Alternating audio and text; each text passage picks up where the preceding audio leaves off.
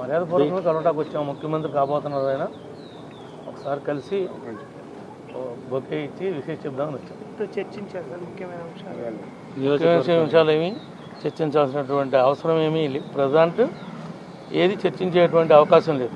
ఇంకా ఎప్పుడు కౌంటింగ్ జరుగుతుంది, ఎప్పుడు ఆయన ముఖ్యమంత్రిగా ప్రమాణ స్వీకారం చేస్తాడు అనే ఒక్కటే తప్ప వేరే ఇష్యూ ఏం లేదు. అవన్నీ తప్పకుండా ఆయన నిర్ణయం తీసుకుంటారు. ఇంకా అక్కడ దాకా మేము వెళ్ళలేదు, కానీ అందరూ అయితే మాత్రం వచ్చి అభినందనలు తెలియజేస్తున్నారు. ఓటింగ్ సర్వీస్ గవర్నమెంట్ వస్తుంది మెజార్టీనా అంటే ఎన్ని సీట్లు వచ్చే అవకాశం? మీరు ఊహించినంత మీ మీడియాకి తెలుగు రెండు రాష్ట్రాల ప్రజలకి అందనంత వస్తుంది కూటమి. ఆ విధంగా గెలవబోతున్నాం. అధికారంలోకి కూటమి రాబోతుంది. చంద్రబాబు గారు ముఖ్యమంత్రి కాబోతున్నారు.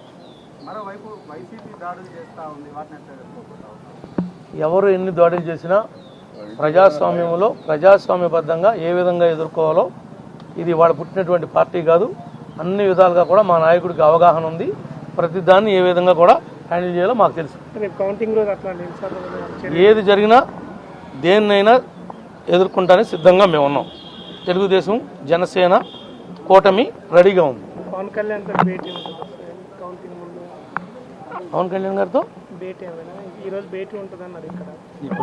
అది మేబీ నాకు తెలియదు, ఉండొచ్చు, తప్పనిసరిగా ఉంటుంది. రేపు రాబోయే దాని గురించి వ్యూహం అనేది ఉండాలి కదా మాకు కూడా.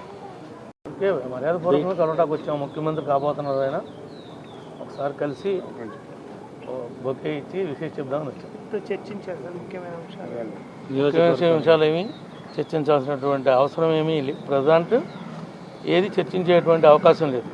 ఇంకా ఎప్పుడు కౌంటింగ్ జరుగుతుంది, ఎప్పుడు ఆయన ముఖ్యమంత్రిగా ప్రమాణ స్వీకారం చేస్తాడు అనే ఒక్కటే తప్ప వేరే ఇష్యూ ఏం లేదు. అవన్నీ తప్పకుండా ఆయన నిర్ణయం తీసుకుంటారు. ఇంకా అక్కడ దాకా మేము వెళ్ళలేదు, కానీ అందరూ అయితే మాత్రం వచ్చి అభినందనలు తెలియజేస్తున్నారు. ఓటింగ్ సర్వీస్ గవర్నమెంట్ వస్తుంది మెజార్టీనా అంటే ఎన్ని సీట్లు వచ్చే అవకాశం? మీరు ఊహించినంత మీ మీడియాకి తెలుగు రెండు రాష్ట్రాల ప్రజలకి అందనంత వస్తుంది కూటమి. ఆ విధంగా గెలవబోతున్నాం.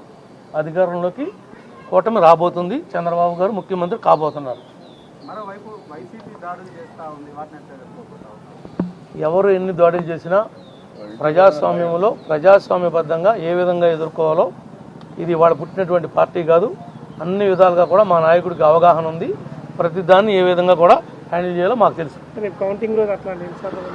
ఏది జరిగినా దేన్నైనా ఎదుర్కొంటానికి సిద్ధంగా మేము ఉన్నాం. తెలుగుదేశం జనసేన కూటమి రెడీగా ఉంది. పవన్ కళ్యాణ్ గారితో అది మేబీ నాకు తెలియదు, ఉండొచ్చు, తప్పనిసరిగా ఉంటుంది. రేపు రాబోయే దాని గురించి వ్యూహం అనేది ఉండాలి కదా మాకు కూడా.